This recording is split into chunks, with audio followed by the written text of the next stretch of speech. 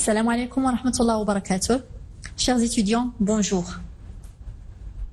Au niveau du premier chapitre, nous avons vu comment tirer des informations essentielles du bilan qui se rapportent à la structure financière, à l'équilibre financier de l'entreprise et à la solvabilité à travers deux approches différentes qui sont l'approche fonctionnelle, l'approche économique du gestionnaire, l'approche interne et selon l'approche externe qui est l'approche patrimoniale, l'approche de liquidité.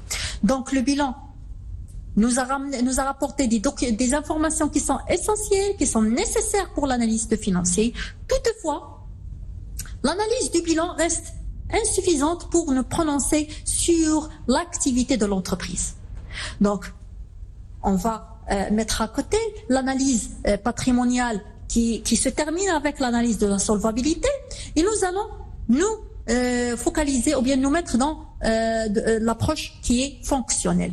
Donc, dans l'approche fonctionnelle, nous avons pu tirer des informations concernant l'équilibre de l'entreprise, l'équilibre de la structure financière, l'équilibre du cycle financement et du cycle investissement, et nous avons pu avoir une certaine idée sur l'exploitation de l'entreprise. Mais le cycle qui est court que nous avons étudié à travers le bilan ne nous informe pas beaucoup sur beaucoup d'informations dont on a besoin. Nous avons trois comptes essentiels que nous avons mobilisés, qui sont offerts par le bilan, les stocks, les créances clients et les comptes de fournisseurs. Ils nous servent bien pour calculer le besoin en fonds de roulement qui est essentiel dans l'approche fonctionnelle, mais ces informations ne nous donnent pas beaucoup d'informations ou bien d'utilité en ce qui concerne le fonctionnement de l'entreprise. L'analyste financier ne se préoccupe pas uniquement de l'équilibre structurel de l'entreprise, mais il s'intéresse aussi au fonctionnement de l'entreprise, à la rentabilité. Nous avons défini la rentabilité dans le chapitre préliminaire comme étant la capacité de l'entreprise à générer des ressources et par la suite garantir sa survie et sa durabilité. On ne peut pas se prononcer sur le degré de cette rentabilité, on ne peut pas évaluer les risques qui accompagnent cette rentabilité sans avoir recours à certaines informations qui ne se présentent pas sur le bilan. Donc sur le bilan, on peut trouver le résultat net. On peut trouver les postes dont on a parlé, mais on ne peut pas trouver par exemple le chiffre d'affaires, on ne peut pas trouver la nomenclature des charges et des produits. Donc le bilan, il est utile, mais il n'est pas suffisant pour avoir une opinion complète de l'activité de l'entreprise. Est-ce que l'entreprise exerce bien son métier? Est-ce qu'elle gère bien ses produits et ses charges? Ou il y a un trou, il y a un manque, il y a une lacune quelque part par rapport à cette gestion. Donc, pour répondre à ces données, nous avons besoin d'analyser un nouveau document qui est le CPC. Donc, le compte de résultat, ou bien le CPC, il nous offre cette possibilité d'analyser les postes de charge et les postes où il y a les comptes relatifs aux charges et aux produits afin de se prononcer sur l'exploitation de l'entreprise. Donc on peut dire que l'analyse du bilan sera complétée par l'analyse du compte de résultat. L'analyse du compte de résultat ou bien l'analyse de la rentabilité se base alors sur le compte de résultat. Ce compte de résultat, il peut prendre deux formes. La première forme, c'est le compte de produits et de charges, le CPC, que vous avez étudié en première année de la licence fondamentale. Et en deuxième lieu, il se base sur un nouveau document que nous allons voir aujourd'hui qui s'appelle l'état des soldes de gestion. Donc ces deux documents, ils reprennent la même matière première, c'est-à-dire les mêmes comptes, on parle de la classe 6 et la classe 7, mais qui vont être réorganisés autrement pour nous fournir des informations qui sont plus riches pour l'analyste financier qui veut se prononcer sur la rentabilité de l'entreprise. Donc, l'objectif, c'est d'apprécier la richesse qui est créée ou générée par l'activité de l'entreprise à travers ces deux documents. Donc, je signale que l'état de solde de gestion, il se présente selon deux tableaux, le tableau de formation de résultats et un deuxième tableau qui le complète, qui est le tableau de la capacité d'autofinancement. Le CPC, comme vous le connaissez déjà, c'est un état de synthèse qui décrit en termes de produit ou de charge les composantes du résultat final. Si on trouve le résultat final au niveau du bilan, eh ben on ne sait pas comment il est composé, de quoi il est composé, comment on a arrivé à réaliser ce résultat net. Donc on ne peut pas le savoir à travers le bilan. Nous devons revenir à la nomenclature des charges et des produits, classe 6 et 7, pour déterminer quelles sont les charges qui alourdissent ou bien qui affectent négativement, par exemple, ce résultat net, et qui sont les produits qui constituent les points forts pour la réalisation de ce résultat en fin d'exploitation. Donc, un produit, c'est toujours une entrée d'argent, et une charge, c'est une sortie d'argent. La lecture du résultat d'une société sur un bilan ne permet pas donc d'expliquer les détails de la réalisation du profit. D'ailleurs, en élaborant les commentaires au niveau du bilan fonctionnaire, nous avons toujours ajouté, il faut confirmer au niveau du CPC, il faut chercher les niveaux de vente, il faut chercher quelles charges contribuent à l'exploitation et qui pèsent lourd sur le BFR. Donc, ces informations donc n'étaient pas complètes, on va les compléter à travers le CPC. Le CPC, le compte de produit des charges, est un document qui est présenté et élaboré selon des prescriptions légales. Donc, sa composition, sa présentation, elle obéit aux risques de la loi comptable. Donc, il répond aux exigences de la loi comptable. Il décrit les opérations qui sont effectuées pendant l'exercice sous forme de produits et de charges. Donc, tout ce qu'elle fait l'entreprise dans son cycle d'exploitation, qui est le cycle habituel, qui se répète, qui commence depuis l'achat de la matière à fourniture, le stockage de matières premières, le paiement des salariés, jusqu'à la vente du produit fini. Donc, nous avons déjà pas présenté le cycle. Donc, la présentation de tout ce cycle, on va la trouver représentée au niveau des charges et des produits tels qu'ils sont énumérés par le plan comptable marocain. Le plan comptable, le compte de produits et de charges, il permet de classer le résultat net selon 3 niveaux d'activité.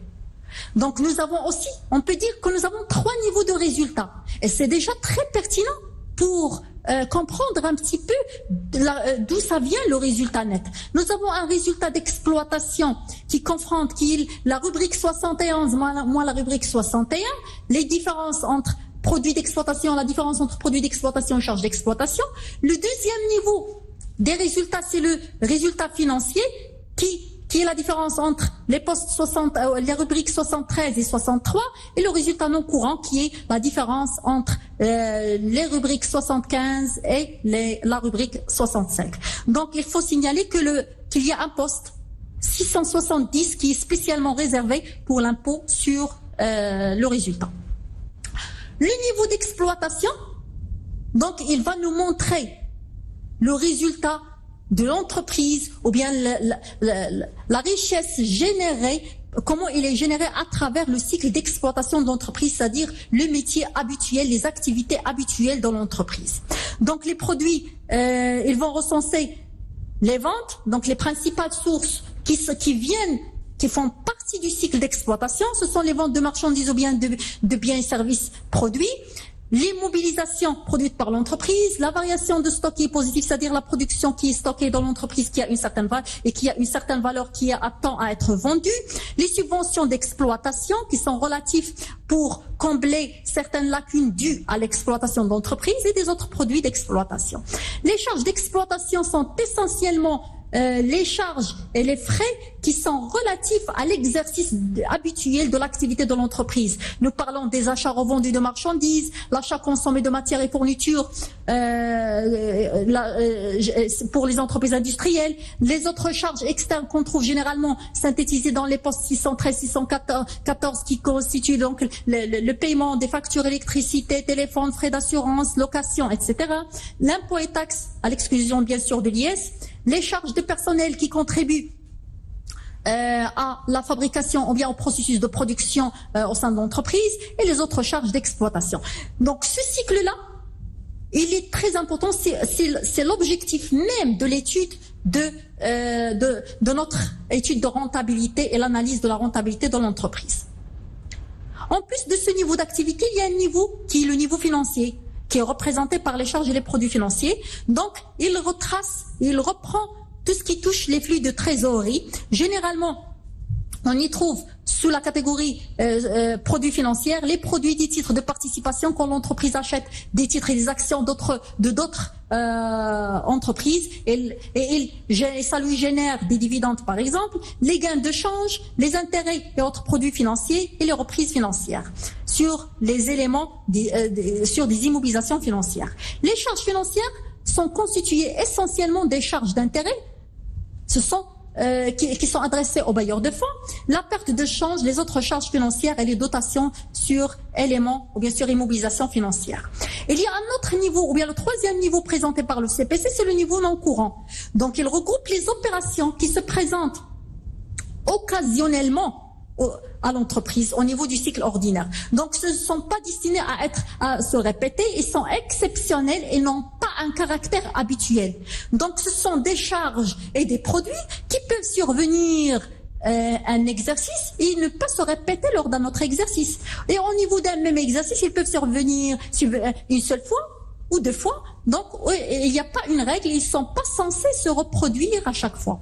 Donc ils ont un caractère qui est exceptionnel, ils ont un caractère qui est inhabituel. Donc on trouve parmi les produits non courants les produits de cession des immobilisations. L'entreprise n'est pas là, elle n'exerce pas comme fonction habituelle la cession de ces immobilisations. C'est un événement qui arrive de temps en temps dans la vie de l'entreprise. Les subventions d'équilibre, la reprise sur subvention d'investissement et les autres produits non courants. Les charges non courantes constituent essentiellement la valeur nette d'amortissement des immobilisations cédées, les subventions accordées, les autres charges non courantes et les dotations non courantes qui portent sur des éléments non courants. Donc le CPC, à travers ces trois niveaux de résultats, il nous apporte déjà une information pertinente. Il nous permet de dire si le résultat net, il est le résultat de l'exploitation, est-ce qu'il est le résultat par quelle proportion il est le résultat d'une activité financière ou bien non courante. Donc, mais cette richesse, donc, il est incontestable, mais il reste un petit peu à modifier et à améliorer. Donc, la première chose à faire selon l'analyse financière, c'est d'opérer certains retraitements sur le CPC. C'est la même logique qu'on a effectuée au niveau de l'analyse de l'approche fonctionnelle en analysant le bilan. Donc c'est une suite de cette approche. Nous nous inscrivons toujours dans l'approche fonctionnelle et nous allons apporter certains retraitements au niveau du CPC et qui sont de la même logique fonctionnelle et économique. Nous allons adopter trois grands retraitements qui sont simples et faciles. Le premier retraitement concerne la rémunération du personnel extérieur à l'entreprise. Parfois, en exerçant son métier habituel, l'entreprise se trouve confrontée à des périodes où il y a une forte demande, où il faut produire un petit peu plus. Ou bien un accident de travail qui génère un besoin en ressources humaines, un besoin en personnel que l'entreprise ne désire pas qu'il reste longtemps dans l'entreprise. Donc, il fait appel à ce qu'on appelle le personnel intérimaire ou bien occasionnel. Donc, ce sont des ouvriers ou bien du personnel qui vient faire certaines tâches au niveau de l'entreprise pour une certaine durée déterminée. Il va repartir par la suite. Donc, pour le comptable de l'entreprise, il enregistre ses charges parmi les autres charges externes, dans le compte 6135, donc les charges de rémunération de personnel extérieur à l'entreprise. Qu'est-ce qu'il nous dit l'analyste financier?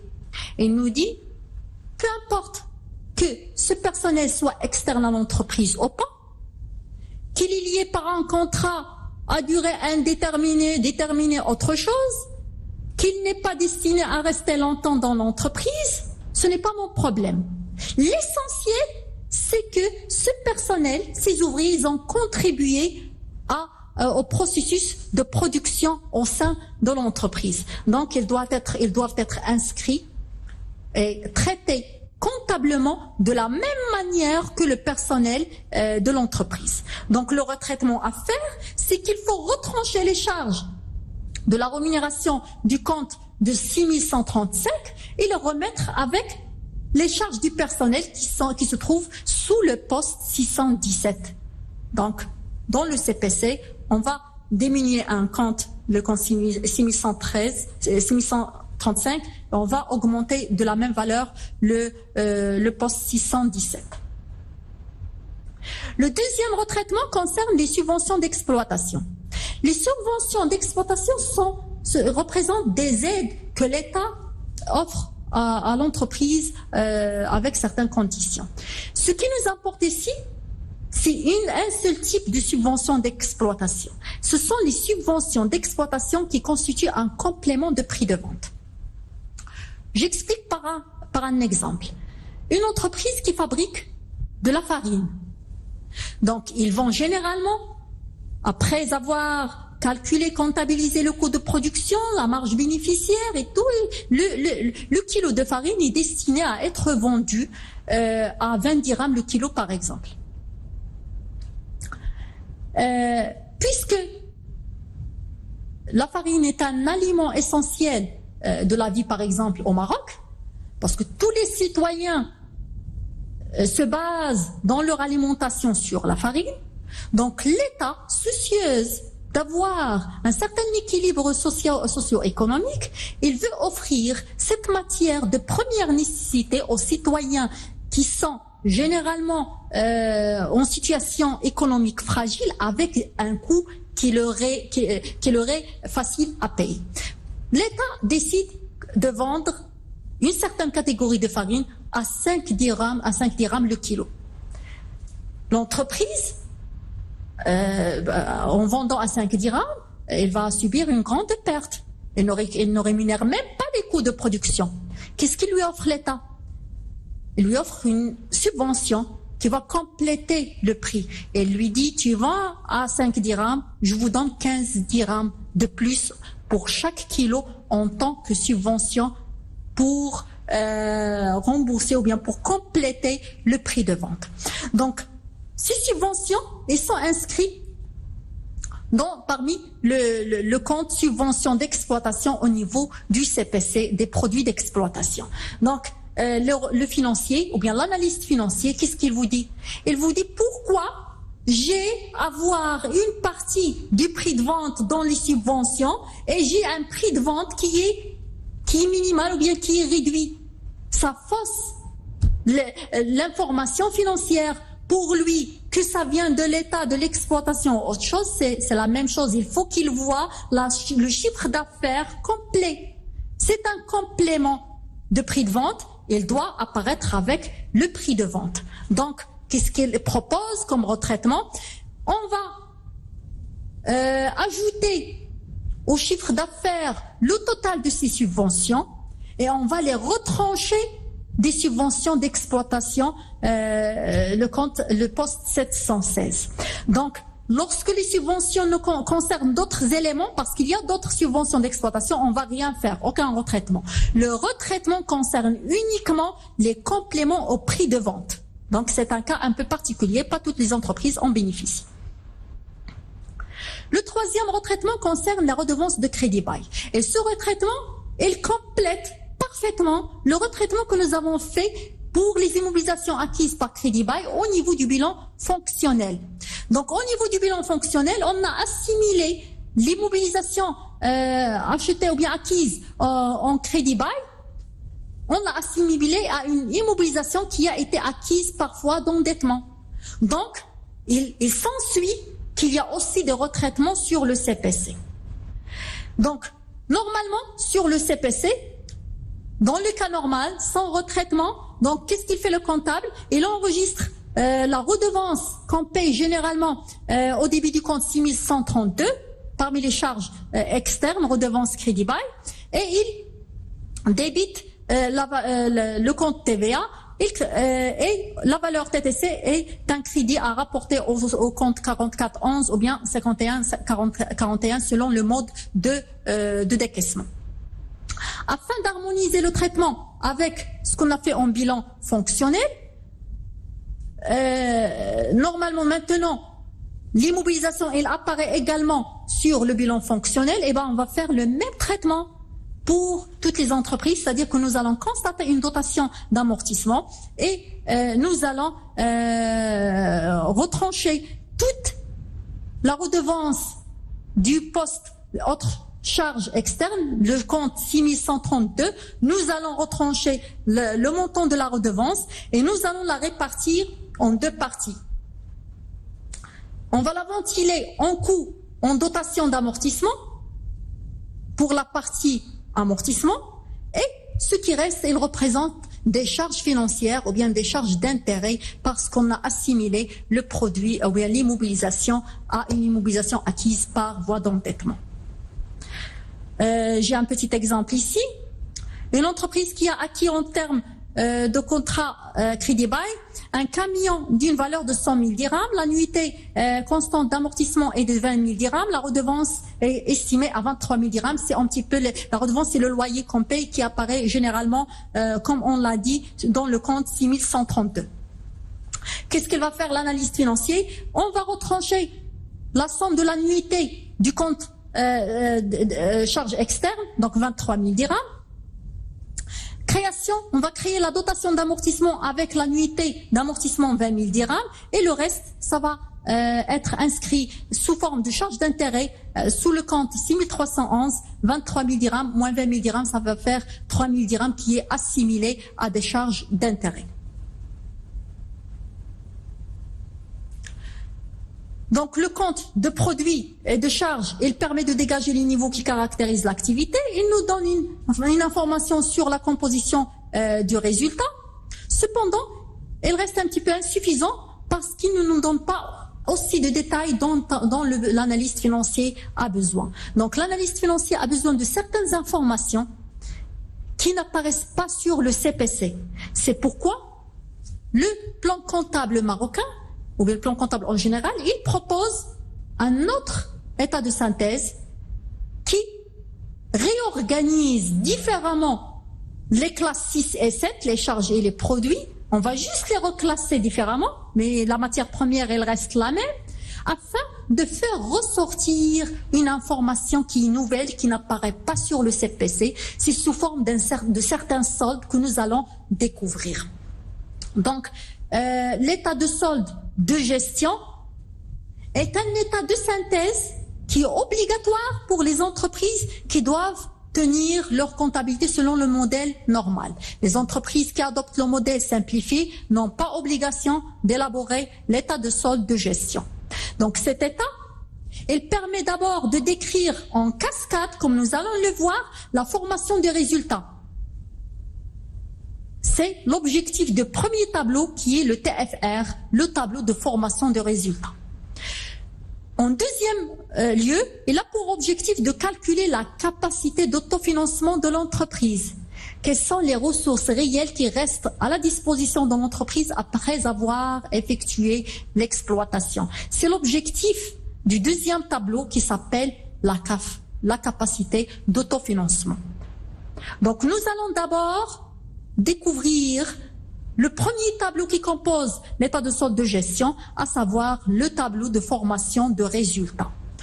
Le TFR, il fait apparaître pour 2 exercices consécutifs les différents soldes de gestion. Un solde, c'est une différence entre 2 grandeurs, nous allons le découvrir, qui caractérise les étapes de la formation du résultat net de l'exercice. Et ces soldes, ils constituent eux-mêmes un outil d'analyse. Leur interprétation nous donne beaucoup d'informations riches sur l'exploitation de l'entreprise et nous allons le voir avec un cas pratique que nous allons découvrir la séance prochaine, Inch'Allah. Donc, l'état des soldes de gestion, plutôt le premier tableau, le tableau de formation de résultats sur le plan comptable marocain se présente sous cette forme. Donc nous avons pour 2 exercices la vente de marchandises moins l'achat revendu de marchandises. Donc vous remarquez que dans le CPC, la vente c'est la classe 7.1.1, les achats c'est la classe 6, donc ils n'apparaissent pas côte à côte par rapport. Par contre ici sur le TFR, l'analyste financier les met l'une à côté de l'autre pour avoir un solde qui est appelé la marge brute sur vente en l'état. Les ventes moins l'achat revendu de marchandises, qu'est-ce que ça donne? Ça donne une marge. Donc, ce solde-là, qui est la marge, il est à interpréter, il est important pour l'analyste financier. Donc, la marge brute plus la production de l'exercice, moins la consommation de l'exercice, ça me donne le deuxième solde qui est la valeur ajoutée. Donc vous voyez qu'ils sont en cascade parce que chaque solde se base sur le solde précédent en y ajoutant des choses et en diminuant des choses. Donc plus la production de l'exercice, tout ce qu'il a produit l'entreprise pendant l'exploitation, les ventes qui sont la production vendue, la production stockée, la production destinée à être immobilisée, moins la consommation de l'exercice qui concerne la consommation de matières et fournitures de matières premières et la consommation des autres charges externes qui se trouvent sur la classe 613 et 614, sur le poste 613 et 614. Donc nous avons la valeur ajoutée qui est un solde très important. Plus les subventions d'exploitation, moins l'impôt et taxes, moins les charges de personnel. Et nous allons obtenir un autre solde qui est très important pour l'analyse financière, l'excédent brut d'exploitation. Quand elle est négative, ça s'appelle une insuffisance brute d'exploitation.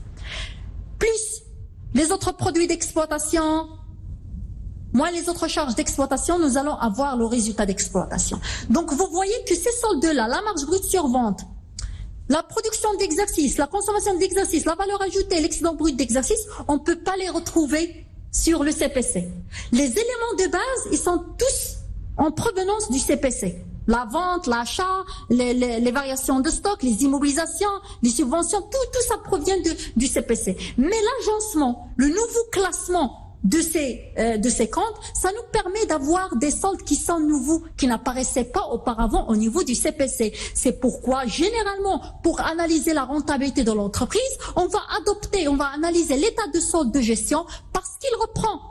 Par la suite, il y a le résultat d'exploitation, le résultat financier, le résultat courant, moins l'impôt, le résultat non courant, moins l'impôt sur le résultat, et nous allons obtenir le résultat net de l'exercice. Cette deuxième partie des résultats de l'exploitation jusqu'au résultat de l'exercice, on la trouve sur le CPC, mais on ne trouve pas les autres soldes. L'état de solde de gestion, elle est complète au niveau de l'analyse financière, et il peut remplacer parfaitement, et on va remplacer le CPC parfaitement par l'état de solde de gestion afin d'élaborer des interprétations. Donc son élaboration, elle est très facile. Il s'agit tout simplement de prendre des éléments du CPC et de les mettre là où ils doivent, dans une nouvelle place, dans un nouvel ordre au niveau de l'état de solde de gestion, ce qui va nous permettre de calculer ces soldes.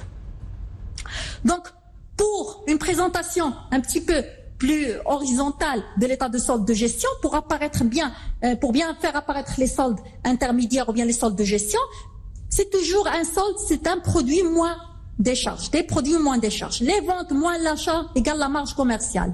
La production, qu'elle soit vendue, stockée ou bien immobilisée, moins les variations de stock va nous donner la production de l'exercice. La production de l'exercice plus la marge commerciale, donc on prend toujours le solde précédent, plus moins la consommation de l'exercice, qui est l'achat de matières et fournitures et les charges externes, on va avoir un indicateur ou bien un solde important qui est la valeur ajoutée. Ce solde, valeur ajoutée, je vais lui ajouter la subvention d'exploitation, le réduire ou bien le diminuer de l'impôt et taxes et des charges de personnel. L'impôt et taxes, ça n'inclut pas l'IS.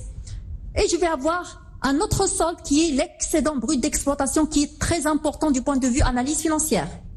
Ce solde, je vais l'utiliser, je vais lui rajouter les reprises et les autres produits, le diminuer des dotations aux amortissements et des autres charges d'exploitation, je vais avoir un autre solde qui est le résultat d'exploitation.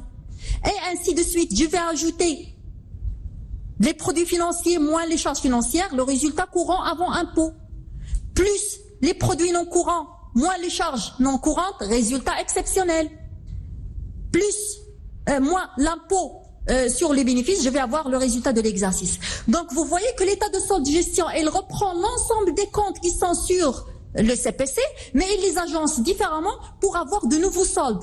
Sur le CPC, on a trouvé le résultat d'exploitation, résultat courant, non courant, résultat net.